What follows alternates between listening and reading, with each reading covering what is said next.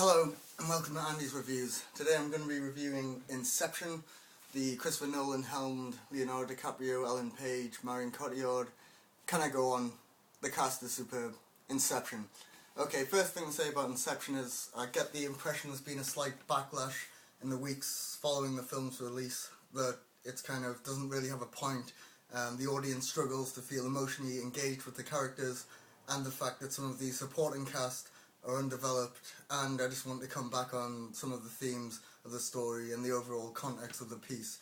Okay, first thing to say is with Inception, just on some of the criticisms that have been raised, I think in terms of the supporting characters, I don't buy that at all, simply because if you've seen the film, you'll know Leonardo DiCaprio stars as Cobb, the central character, where most of your emotional engagement and your engagement with the story is going to come from. So in terms of criticism of the supporting cast, I don't think you can really raise that claim when the supporting cast is so good. I think the key thing is, in an ensemble piece like this, it's that you get in really good actors who could helm a film on their own, and because they're so good, that leaves your mind and the subconscious to assume certain things about their characters that you wouldn't necessarily think with a supporting cast that aren't as talented as this cast.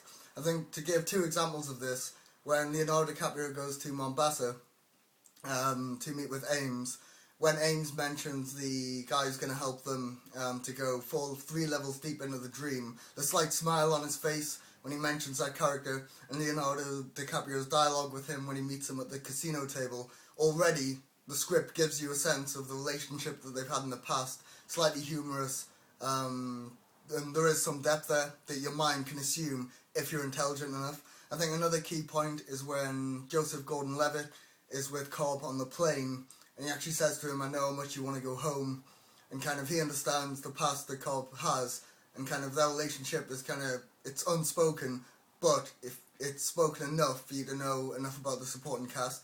And I think in terms of the Ellen Page character, when they're in the snow, and it's all getting a bit kind of hectic, Hans Zimmer's theme is bursting out of the speakers, and DiCaprio's kind of hounding her on the layout of the dream, the architecture of the dream that she's designed, and she says, "It's built as a labyrinth," and the look on her face of kind of naivety and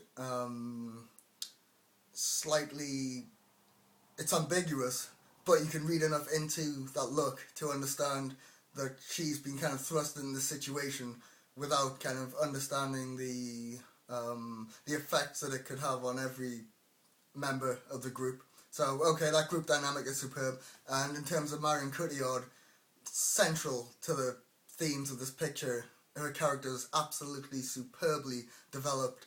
And that was the main thing I loved about Inception, which is why I don't understand people's lack of engagement with the emotional themes of the story. I think the key beauty to this film is, one of the most beautiful things about it is, that engagement with dreams. And if you've ever had a dream about someone that you've lost, whether it's family, a lover, or a friend, I think that dream itself is the most intense dream that you'll wake up from. So to take that theme from a universal part of our lives and to throw that into mainstream cinema, I think is absolutely, it's just so dynamic that it's just absolutely beautiful. And I think when you look at Inception compared to the likes of, say, Avatar, where you're in completely CGI generated worlds, I think it's nice to see a director bring back the physicality of Hollywood and kind of make it take almost a science fiction type of theme and then place that within some human reality, similar to The Dark Knight. I think that's absolutely superb. The other thing I love about this film, cinematography, Wally Pfister, genius. No one can light a scene like Wally Pfister that I've seen. He's absolutely superb. I can't believe the guy used to shoot porn, frankly. It's just unbelievable. The way he lights the scene and the way he makes it all look, especially in the second dream level that they go into. The first dream level they go into with the rain. I think that's absolutely beautifully shot. To be honest, the action in this film reminds me of something, it's kind of Michael Mann thrown together with some of the more almost Spielberg type elements in terms of fantasy and in terms of ratcheting up the action so you think that it's the most important thing. And that's a key thing to Inception, I think, is the fact that at the film's conclusion, you've got all the action taking place, but then Nolan steps in and stops the action and gives you an emotional ending with that action. So you have the importance of what they're doing in terms of all the action scenes, but then you have the added emotional importance of the conclusion of DiCaprio's kind of leaving the pain of losing his wife, which I think, to do that at the end of a film that's kind of so action-packed, I think is absolutely superb, and I've never seen anything like it in my life. So, greatest film ever in my view. Just a few things about the fact, I don't think it's all a dream, and that the totem won't fall at the end of the film. People say that the kids that he sees at the start of the film, they stay the same, but I read something about the costume designer, and Nolan's actually said that he used different children for each of those shots. Their costumes do change slightly, so that just puts that one to bed. Also, if you look at the film, DiCaprio wears his wedding ring in the dream, but he's not wearing it when he's outside of the dream, and he's also not wearing it when the film concludes. I think that's a beautiful thing is with Inception.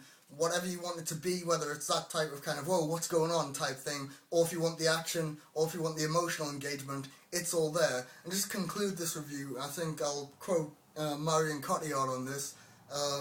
Just to say, she says, what I love about it is that you can have a completely different vision of the story. It depends on who you are inside, which I guess that means that I'm a existential romantic, I guess, because what I take from it is somebody getting over some pain and doing something that's absolutely fantastic, not even for themselves, but that their friends will hold in a high regard. That's what I think is the most beautiful, uplifting, gloriously intelligent piece of cinema I've seen for about a decade.